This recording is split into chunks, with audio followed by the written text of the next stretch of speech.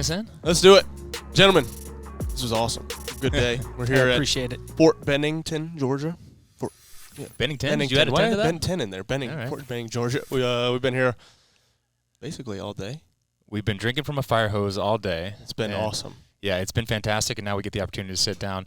Colonel Tremblay, Sergeant Major Garner, who have been fantastic hosts today, and we want to thank you guys for that. Thank you very much. Because I'll trip over myself trying to do it, I would love for you gentlemen to kind of explain just your kind of quick bio and who you are when it comes to Fort Benning. Sure, thanks. I appreciate you guys coming out. It was an awesome day.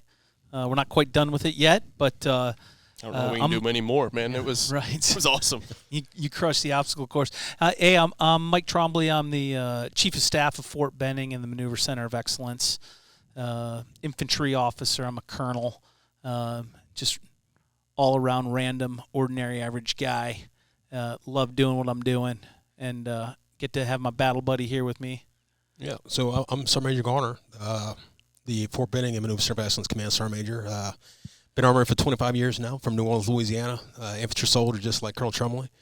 My career started right here in Fort Benning on Sand Hill, in fact, and it's kind of awesome that hearing about the stories about the Derby Queen. You know, Colonel Tremblay and I, we both traveled that road, and that was many years ago. Many moons ago. Yeah. But glad you guys had a good time, and anything we do for you guys in the future, Fort Benning, just let us know. Love it. Thank you. I would love to kind of zoom out and talk. I don't understand the Maneuver Center of Excellence. I would love for you guys to explain. Sure. What does that mean? So, a number of years ago, the Army went to centers of excellence, and the Army has multiple jobs. So intelligence, we have an intelligence center of excellence, and we have all kinds of aviations. We have the aviation center of excellence. And down here at Fort Benning, we're the home of the infantry and the home of the armor, and we're really the forces that close with and destroy the enemy. We're the maneuver forces of the U.S. Army, and the home of that is right here at Fort Benning for the entire Army, hence labeled as the Maneuver Center of Excellence. It's like a super awesome term. It is. It is. It's hard to roll off the tongue, but once you got it down, you can Right. kind of it's easier. So if it's easier, just say MCoE. MCoE. MCoE, all right. Everyone else calls it that. Acronyms. Yes. But I tell you, this place is far, far different than what I remember back in 1996, because it was only the infantry here, and with the addition of the armor population, I mean, you're talking about upwards of 64,000, if not more, come through Fort Benning. Yeah, every year. 64,000. 14,000 soldiers will exit an aircraft for the very first time in their military careers right here in Fort Benning. I mean, you talk about, the center of gravity for the maneuver force. Yeah, right here. And I couldn't be happier to be part of this team. That's awesome. We get to do quite a bit of that. Yeah, we get to jump out of the 34, I guess the 34 foot. You're getting some training wheels. Yeah. We were the Rangers. We did that, like and then we actually got to climb the 250 tower, which was that's awesome. Pretty awesome. We were like, hey, how do we get up there? And they're like, hey, let's make that happen. So we get to do that. They signed a waiver. Yeah, we signed. I'm just saying. We've signed multiple waivers. Yeah. So we're good. Well, I would love also, before we get too far down about our experience. You've been 25, 23 years, did you say? 25 years, and it started here. It started and right I know here. that you had experience. Yeah, same. So, he's a youngster, right? So 26 years. Oh, got him. Started here, of course, and straight from literally the day I graduated college, got on my Z28 and there you go. Straight to Fort Benning to start living the dream, and it's been a fantastic ride ever since. You knew that this is where you wanted to be. I knew that I loved having college paid for. Mm-hmm. Yeah. And from there, the camaraderie, really the team building, always being an athlete my whole life. Love the sporting feel of being on a team. Yep. And we're on the world's greatest team. So it's hard to turn away from that once you get a taste of it, and you don't realize how much you love it and you miss it, and getting with the squad and just doing things like obstacle course, jumping out of a plane, or doing hard stuff, going on a road march. It's not really about doing that. It's about the afterwards, like the high five and all right, hey. Yeah, in the middle of it sucks. But at the end, you've accomplished something. You have that team aspect of it. I'm sure you know 100% all about that. agree. Yeah. It's you can't replace that. Yeah. And once being an athlete and playing sports, Yeah. You got to have that. And Yes. I'm the same way. So Yeah. I get it. That's awesome. I tell you, so with him, it was college, right? For me, you know, I really didn't know what I wanted to do with my life. And I remember in New Orleans, went to a recruiting station, and the guy was trying to sell me a bunch of different jobs that were out there. And then I saw this commercial, and this is one of the Army's old slogans, be all you can be. Oh, yeah. And it was a Black Hawk flaring at night with doors open, Rangers with their legs out. The bird landed, and then they were moving to contact. And I was sold. And for January 1996 is when I showed up here in Fort Benning, and my life was changed forever. Infantry soldier for 25 years. Again, I have no regrets, not even one letter. In fact, no regrets for my military career whatsoever. And for a couple of things, right? We talk about the importance of team and family, belonging, being part of something bigger than yourself. You know, losing words like I, me, my, and replacing them with us, our, and we. You know, what are you for? Who are you for? The Army has done all of those things for me, and I tell you, I don't have any regrets at all. And to be able to come back here, you know, showing up as a private, right, E1, the most junior soldier in the Army, and then coming back as an E9, one of the most senior ranks in the Army, you know, of this installation, never would have thunk it possible in a million years. And to be able to be here and influence things is just an awesome job. I think that's what really jumps out. You know, we've had a previous visit as well, but it always it strikes me how many career paths there are, and it seems to be in our world there's you know, people are constantly putting themselves up against adversity, and it really creates better people. It seems like everybody that we meet, and I'm not just tooting horns here, they seem to be fantastic people, yeah. And it seems most likely, obviously, because of the training that they're going through and the environment here. It seems like the soldiers are happy. Yeah, for everybody, we've had incredible experiences from each different thing that we've done all day. Yeah, and I imagine that's a goal of leadership, is to kind of it was your experience and you pass that on to folks that are coming in. Yeah, the challenging part is, you know, we bring in people from all walks of life, and some people, you know, hit the ground running saying, I want to do 20 years and make it a career, and other people are like, hey, I really want to do 4 years. And what we're trying to do is maximize the experience, because we want them, if they're leaving the military, to be our best recruiters. Mm-hmm. Hey, I love my time there. I did 4 years, and I went to college. I did 4 years, and then I went off and did this other career. Or I did 20 or 30 years and stayed there. So to maximize that, we're always looking for a better way to improve it, because the easiest thing to do, the easiest path to winning, is forming a team that everyone wants to be there. Singular goal, make it fun, make it tough, but, you know, get after it every day. I think that especially on the infantry side, and I can't speak for the other branches. Sorry, Steve, civil affairs, not really the same. But you know, I think that the best leadership you have are ones that can form teams and bring people together. I agree. I couldn't see any better. Yeah.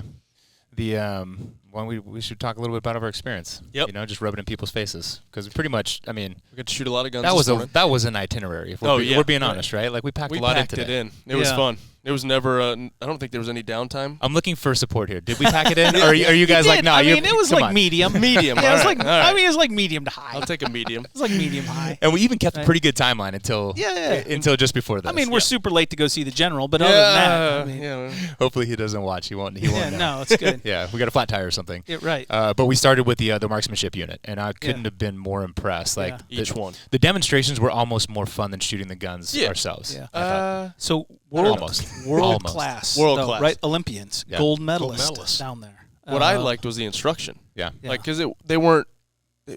You know, you get sometimes where people have egos and they want to high hat you a little bit, like, oh, you don't know what you're doing. Every station we went to, hey, how can, you know, here, try this, do this. Not like you look like an idiot or anything. Like, they were just really helpful. It was a ton of fun, and what they said actually worked. Yeah, you know a little bit about being the best in the world. They are truly the best in the world. So think about how focused and how getting after it there. We have gold medalists down there, and we have multiple Olympians. World champions. So world champions, and singularly focused, completely getting after it every day, and just great Americans. There's something to be said about, you know, strength in numbers. For sure, yeah. I think training partners are in what we do is one of the most valuable, I think more valuable sometimes than a coach, you know, Sure. because it's hard for me as an athlete at times, like putting somebody who hasn't been there, hadn't done it. It's hard. It's hard to take some instruction from, you know, like to a certain point, a coach is going to help you, but if they haven't experienced it, it's hard for you to kind of take that critique. So it makes perfect sense. Having training partners is always better. So you guys shot lots of guns. We shot lots of guns. So what was your favorite gun to shoot? For me, honestly, it was the tricked out shotguns. I thought were a blast. The ones that we used, the ones that we used in 3-gun. It was a shotgun on an AK. Platform. So it was an automatic shotgun. Semi-automatic. Yeah. It was pretty cool. Just any of the custom guns that they had. Yeah. The rifle that we shot was pretty awesome. Everything actually. I mean, I can't really. And the long range stuff was cool too. Long range stuff was cool too. The shotguns, the skeet stuff. Was awesome. Yeah, and again, like even just as a spectator watching, when you could see the trace through the humidity, that was one of the wildest things I've ever seen. It looked like the Matrix. Yeah. So, less about that. Who won the shooting competition? And I mixed bag. I think Jim cleaned us up. Jim on the first one. Yep. He didn't do the second one because he's got a torn tricep. It was close. I think you took that, and Luke was a close second. Yeah. And I was going easy on you guys. Rich made me go. Rich made me go first every time, and it's it's a strategy. You put me in the first round, first heat. Yep. You get adjust fire. Yep. It was a blast. Yeah, I thought we did. We were passable though. Yeah, we did pretty good. Yeah. Not great, but yeah, better. We could use some work.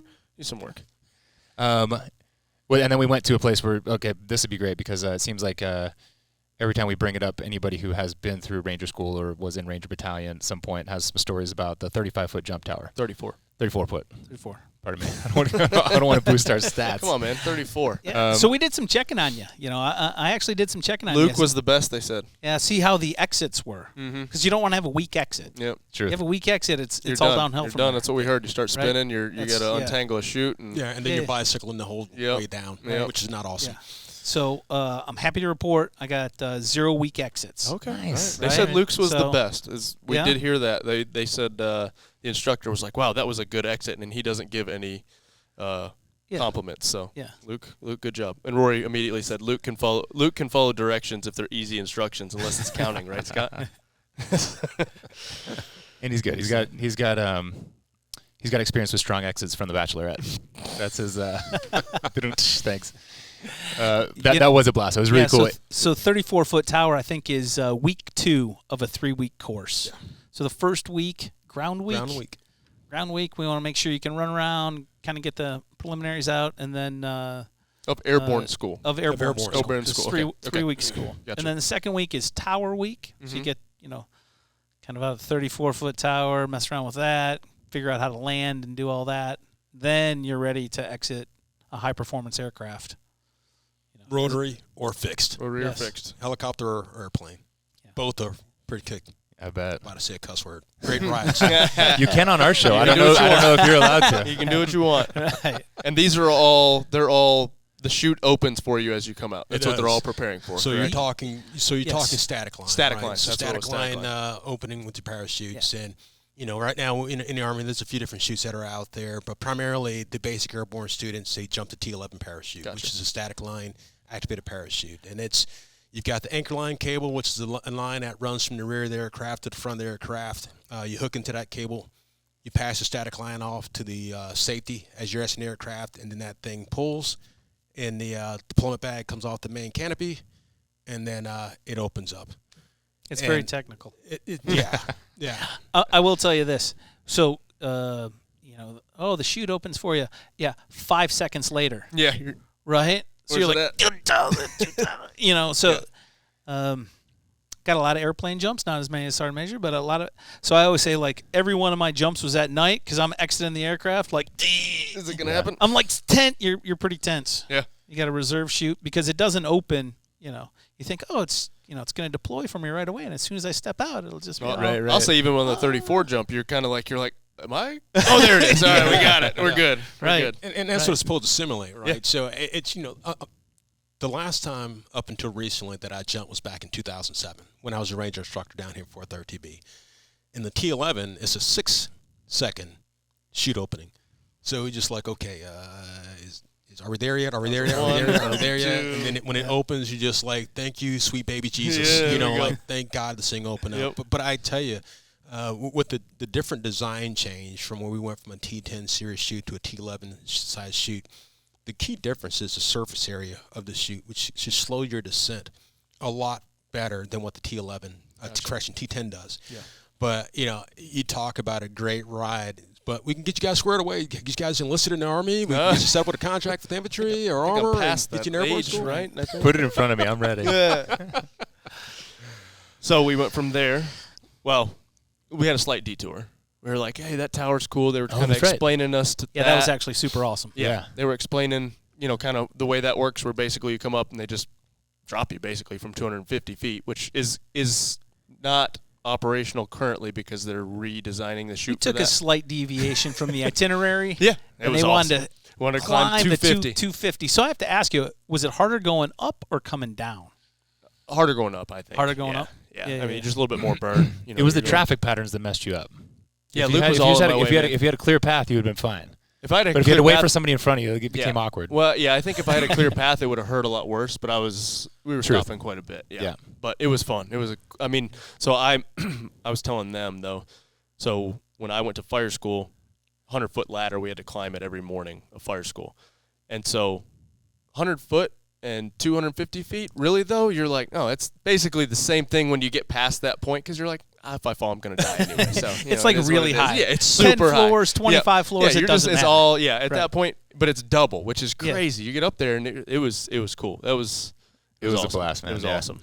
Yeah, and they I guess he's a master instructor. Is that what would I say? Master trainer. Master trainer that had won the contest where you climb all three. Yeah. Oh yeah. He was telling me, he was like, wait, on the way up, you just lean back the whole time. Lean back and ride into it. We got past that second landing, and the thing gave a little bit when I was leaning back, and I was like, never again. So it was just death clutch the rest of the way. Yeah. It was funny watching Luke. Every foot he had to make sure was on the rung. I was watching him going up, and I'm like, wow. Like he would up and down.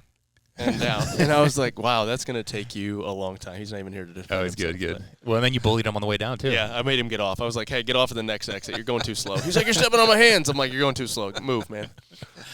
So that was a blast. So that was really special. And I imagine not a lot of people get to do that. No. Yeah. That was awesome. Right? I mean... Yeah.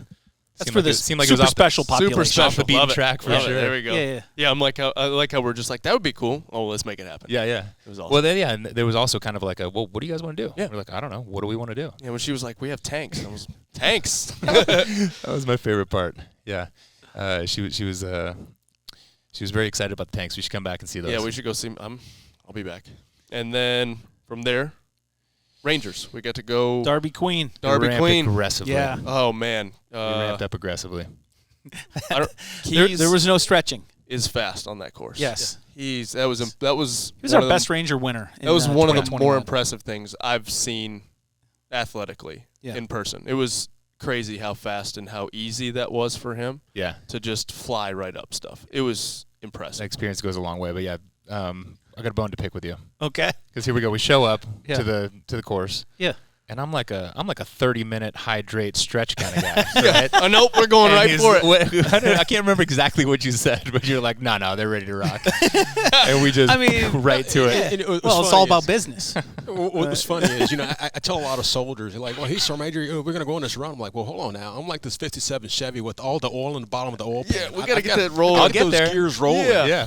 About mile 1.5, 2, I'm about where I need to be, and then we can kick it in the next gear. We went from riding over 20 minutes in a minivan, trying to eat some peanut butter that was from the hotel little goodie bag they threw to us, and we're like, all right, let's go. Within 3 minutes, a heart rate of 250. Exactly. They're being modest. They crushed it. And Keys is like, you want to run this hard? And I'm like, oh, no. If he's saying I'm going to die. And he takes off.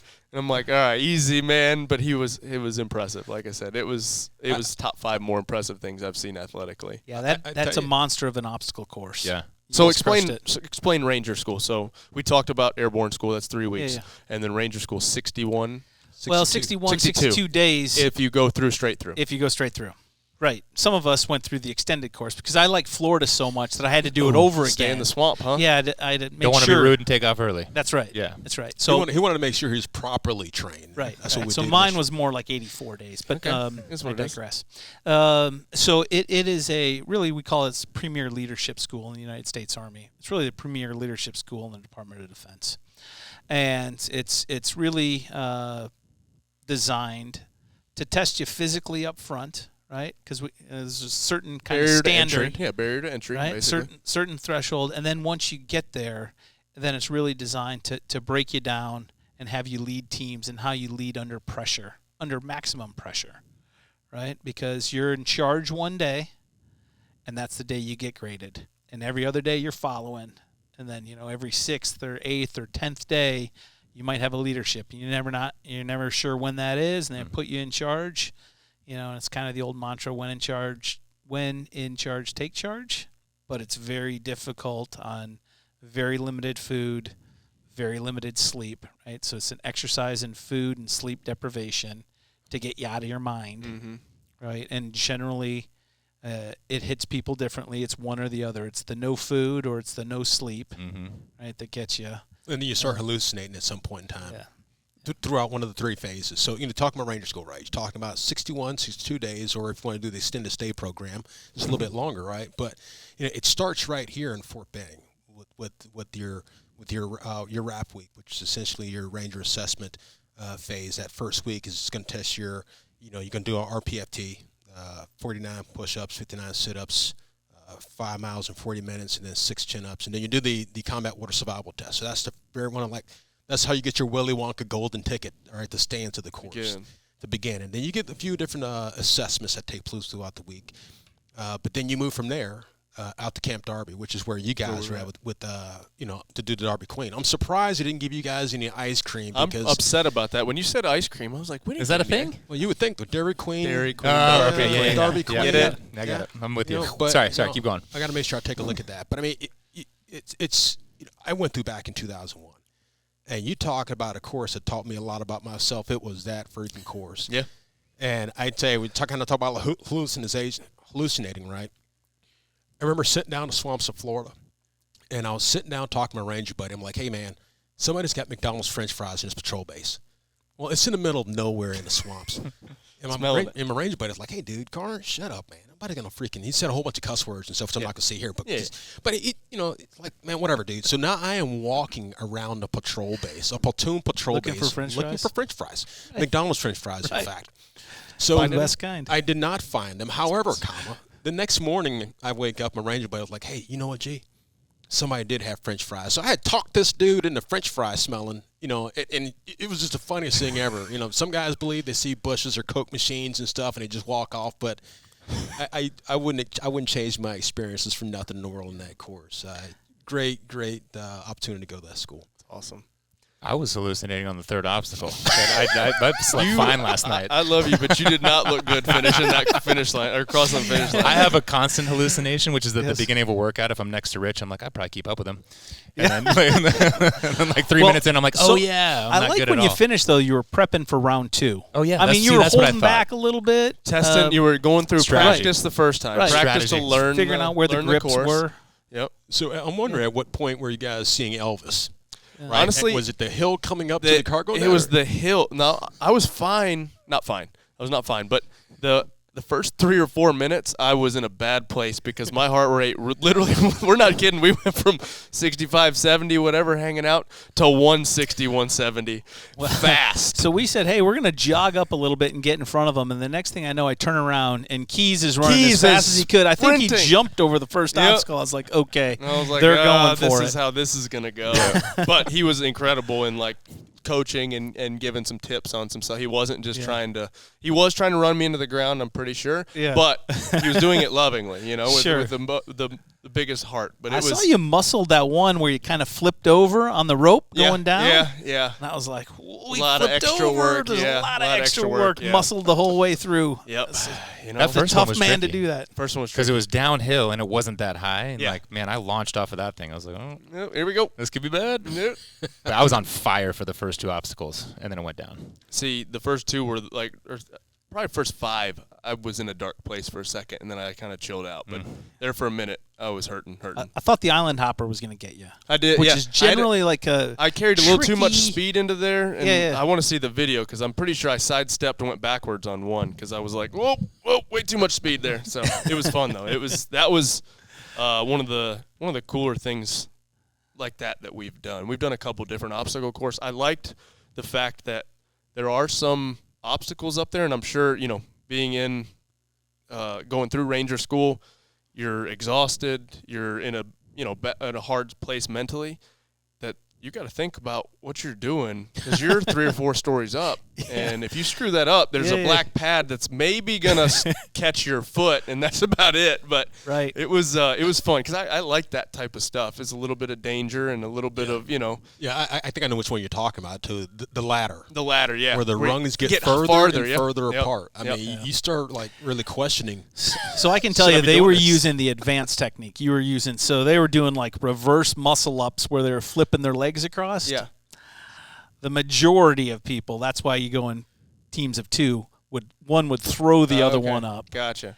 And so Keys is like, yeah, you just do this reverse muscle up. I was like, whoa, that's like super advanced. That's what we did. Yeah, I saw it. I was like, okay, they're going for it. Yeah, we want the full experience. Yeah, we don't want to half-ass anything. That was a full Monty right there. I was fun. like, holy smokes. That's good. Good. I want to hear that. Well, that was the only way that I was getting up because Really? my partner, like, he was badass, but he was a slight man. Yeah. And He the wasn't first gonna time I get tried your to ass get up, and he grabbed me and was like, "That's not happening."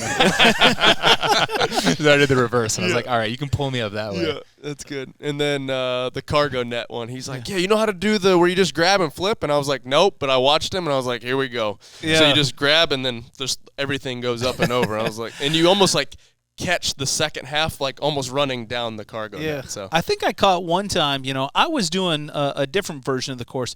I was taking the time penalty on the obstacles. Were you? Okay. Yeah, just taking the time penalty, kind of going around them.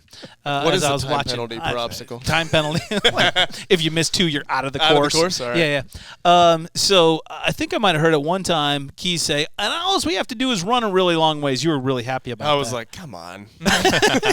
All we have is like another half-mile run. He was flying. He was flying. It was like I said, it was super impressive. And then like the obstacles were obviously really hard, but just the terrain was even hard. Going up and down hill and doing all kinds of different things there too. When you leave the start point, it's very deceiving. Yeah. Like, oh, it's no big deal. Hit the inverted wall, hit the dirty name, still going downhill, and then it just goes straight up, and it just keeps going. See, I got the video of each obstacle. Yeah, I didn't get the video of what was in between each obstacle. So that was the. But I'm pretty sure that video says it's 2 miles long. So when they said that it See, was I less than didn't a mile, watch- I was like, oh yeah. It was like it was a gift. I know, me too. I was like, Yeah. 2 miles, 1 mile, heck yeah, Yeah, I'm in. it was a And then gift. it was not. And then when we got here, because it started out 2 miles before we came, and then when we watched the video, he's like, it's a little over a mile. And then we got here, and Keys is like, it's a little less than a mile. I was like, this keeps getting better and better. And then we started, and I was like, this is not getting better.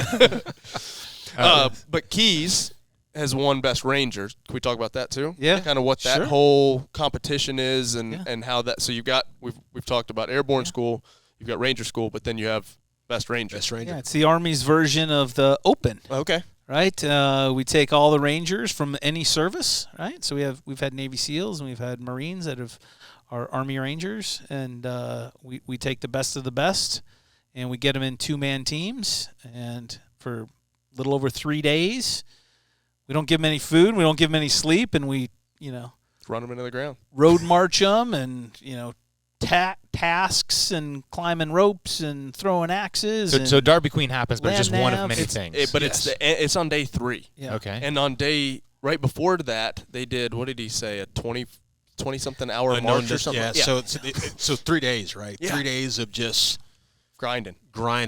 and part of that is that unknown distance, either run or walk, and sometimes it's 12 miles, sometimes it's 20-something miles. You just don't know, right? So it goes back to the old saying, it pays to be a winner. Yeah. But when you look at that Best Ranger competition, that thing is not a track meet. No, it is heck a no. marathon. It's a grind, and he did the course. Him and his partner did the course in 14 minutes on day 3 of that competition. We did it in 17 minutes today. Dang. Yeah. You're slow. You'll do, Slow. yeah. So there's a spot jump, there's a water jump, there's number of tasks, land navigation. And might go it kind for of changes, 20 right? But you have hours. legacy event. They were explaining you have legacy events that are always going to show up. Yep. You don't know when Right. in the competition they're going to happen, and then you have some kind of rotating and moving different events. Yeah, correct? so you have your regular events, so known quantities. You know you're going to do Derby Queen. Yep. All right. You know you're going to do land navigation. You know you're going to walk some distance. You know you're going to do, go on to Victory Pond and do the combat water survival. What you don't know is what those mystery events are. Gotcha. And, those things change every single year. Or maybe they stay the same, but just a different, variation of whatever that task is. And you don't know what it is until you show up there at the station and there's your mystery event. And what's funny about it, like when you look at those things, each one of those tasks are weighted differently. So you can sandbag on one if you want to. But you don't know. But you don't know what it's weighted for that day of the course. Gotcha. Yeah. That's cool. It's all good stuff. Is it a spectator deal? It absolutely is. Is it really? Yeah. It absolutely is. And April? It's, we've had April. We've had at different times we have ESPN film it, Oh, right or on. National Geographic, or there's been different and it's very well attended event. People come from all over the place. Cool. It's a gigantic week of party. But if you're one of the participants, you've made a number of cuts just to get there. Those 30 or 40 two-man teams that actually compete for Best Ranger. That's awesome. I like the fact that it's partner too. It's kind of It's cool, yeah. like you got somebody to push you through and somebody to pull along and so there's several competitions we have here in Fort Benning, right? So you got the Best Ranger competition, we have Best Sniper competition, we have the Gainey Cup competition, we have a couple competitions for our 19 series soldiers, Mortarman, Armor guy. I mean, it's everything. That's cool. It's competition breeds excellence, right? Always. Everybody wants to be a winner, and this is the place where you can put all those skills into play to to show that you're the best of the best across the Army. Right. And they show up. I mean, it's amazing. As an RI Ranger instructor, when I was there, just seeing those guys come through and compete, just physical specimens. That's awesome. Yeah, I'll attest to. Like I said, Keys was impressive. Yeah. So Awesome. This is typical now. I'm going to tell you, everybody wants to be a winner, but I want to know about the minimum work requirement. I am so curious. If I'm a soldier, what do I have to do on that Derby Queen in order to get a passing grade, so to speak? So I was a Ranger instructor before Sergeant Major went through the course. That tells you how old I am.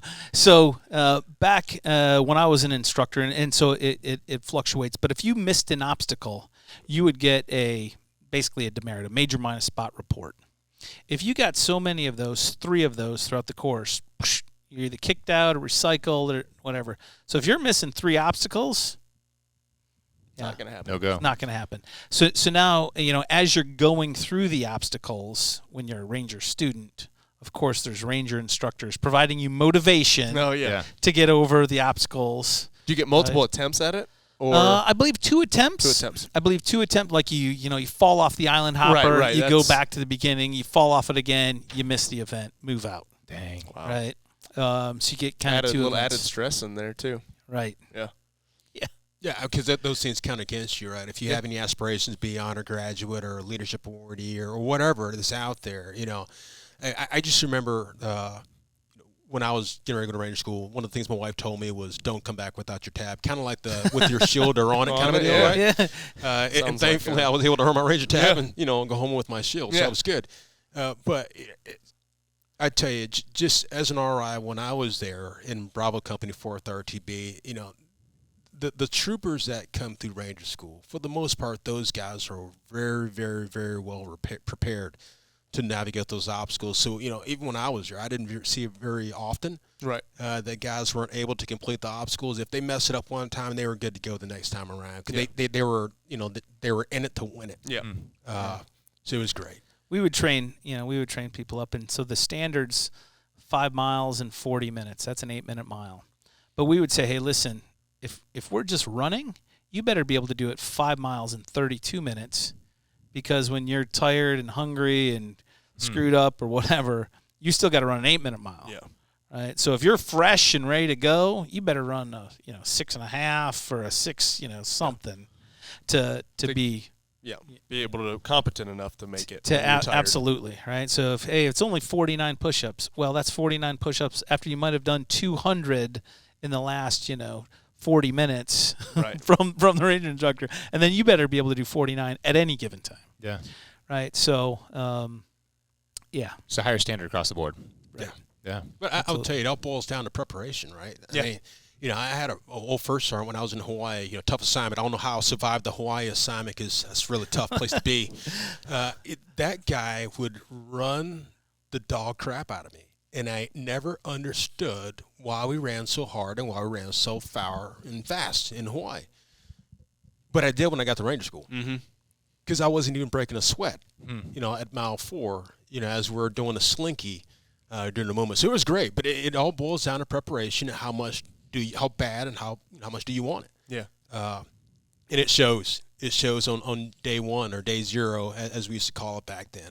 How many pounds did you lose? You said you lost 40-ish? 37. 37? Yeah. So I awesome. showed up at 175, barrel-chested freedom fighter. I left Ranger School at 150 pounds. Jeez. 150 pounds. But I tell you, one thing I didn't talk to you guys the easy about. course. Yeah, I did. I went to the correspondence courses. Right. Distance learning course. Yeah. But I tell you. We did it faster, right? Right. Yeah. So he didn't. I mean, I went to the last hard course. Oh. Then after it that, they started making it. Of course you did. Budget right. cuts. You know how it is.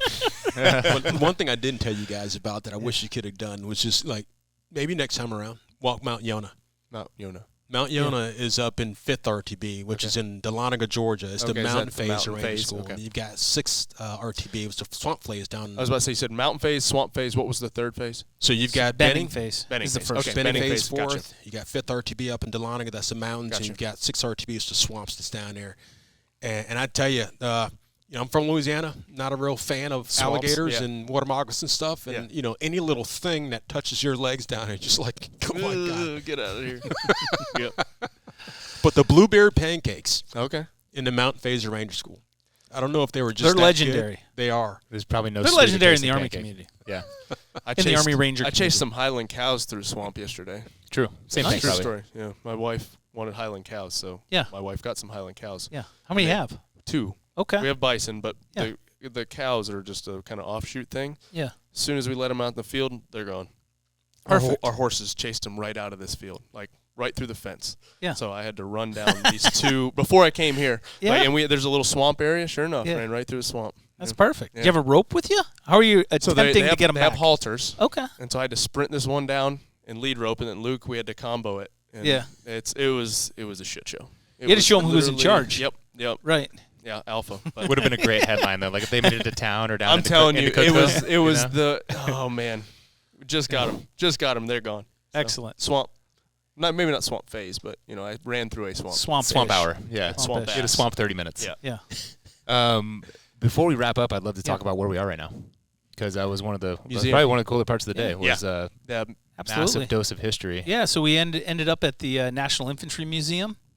It's our little slice of heaven here right on Fort Benning, and it really depicts the infantrymen from its inception in 1775 all the way up to current day. And we try to put in periods, whether it's Revolutionary War, World War I, World War II, Spanish-American War, Vietnam, and certainly, our latest wars in Iraq and Afghanistan. Just tries to show our history and kind of the history of the infantrymen. And it also has a little bit of the armored cavalry flavor in here, and it's just a tremendous benefit to the community and a tremendous benefit to us as infantrymen. Yeah, I tell you, so this place wasn't here when I was coming up. The Infantry Museum was actually up on Main Post that I remember. But coming back here and seeing, the story of the infantry soldier, again, I told you guys earlier on, I was sold on the Be All You Can Be commercial, and I can only imagine I'd probably even been more sold had I been able to come to this place and just to truly see where this branch started back in 1775, starting from the very first exhibit, the first 100-yard, or coming out of the trench and, closing with destroying the enemy, what the true purpose of the infantry is, and just seeing how we've transitioned from that time frame, whether you're talking about training, whether you're talking about equipping, or whether you're just talking about the American soldier, just seeing this over time, I mean, it's something special. And then for these new trainees to come in and when they graduate and they put on their blue cord, and you know our men and women that are serving as infantry soldiers, to be able to show them, you know, the history and helping them to realize that, hey, you're part of this. Yeah. This is your family,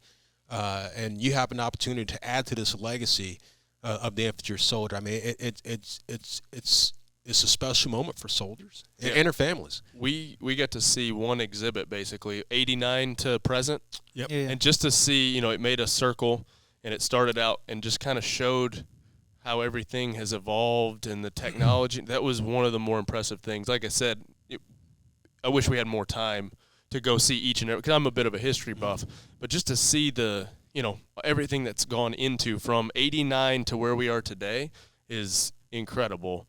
Just to see, and, you know, showing, you know, the terrain was one of the things. You know, we looked at that. It was basically a wall, not mural, but just shows kind of what it would look like. And man, it was cool. It was 10 out of 10. We'll come back with the kids, and we have more time. I mean, 15 minutes, and it was hugely immersive. It was, I wish I could have spent informative. 30 minutes in that one area, and we were only in there for 10 or 15. Like, and then there's how many different exhibits? I think there's 7 different exhibits. Yeah. A little help from my friend. I There was we go. phone a friend there. I mean, and it was it.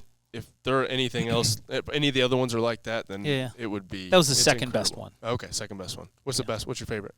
I like the one where you walk straight in and it kind of takes you on a tour throughout, and you walk up and it takes you from 1775. Oh, man, that would be cool. And it takes you all the way to present day. You end up, you know, the big Ranger tab at the end and all that stuff. Yeah, we got to come back to that. It's just a quick walk. It's really cool. We got to come back for that. Yeah, I tell you, the coolest, like when you're walking that lane and you look up and right, there's a UA-60. I was about to say, yeah. That's mirrored right behind you guys. Yeah. That's from Vietnam War era. You know, LZ X-ray with Colonel Hal Moore from the book of, you know, We Were Soldiers Once and Young with Sergeant Major Basil Plumley. Again, just seeing where we came from, the flintlock muzzle musket. Yeah. To a belt-fed, yeah. you know, machine gun, or, you know, what we shot today. Yeah, absolutely. Right. You know, we've come a long way as an army as far as equipping and training our soldiers, and it's just it was cool. Yeah, it's pretty cool. It was awesome. That, like I said, like Rory said, it was 10 out of 10 for sure. Hey, I really appreciate you guys coming down. We appreciate what you guys do, and like I said, it's cool to be able to meet, you know, the people that we're entrusting our safety to, and we appreciate you guys very much. Hugely grateful. Awesome. Absolutely. Long, amazing careers, and also your generosity and just showing us and opening those doors for things Everything. that Everything. what a day, man. Yeah. Like dream day. Yeah. Well, I tell you, so, you know, as soldiers, you know, we have a responsibility, you know, to tell the Army story. Yeah. And make sure that if there is a gap, that we close that gap, and make sure that we're your Army. Mm-hmm. You know, you talked about, the relationships and you know, just the trust and everything else. That is hugely important to those in the military. So if we're not, you know, telling our story, if we're not building those bonds with our American society, then we're not doing our due diligence. So I tell you, the fact that you guys able to come down here and see all this different stuff, and then see, you know, where we started as an Army infantry population to where we are right now, just seeing all these things, I mean, it's hugely important. So thanks again for you guys coming down. Absolutely. Can't thank you guys enough. Awesome. That was Right fun. on.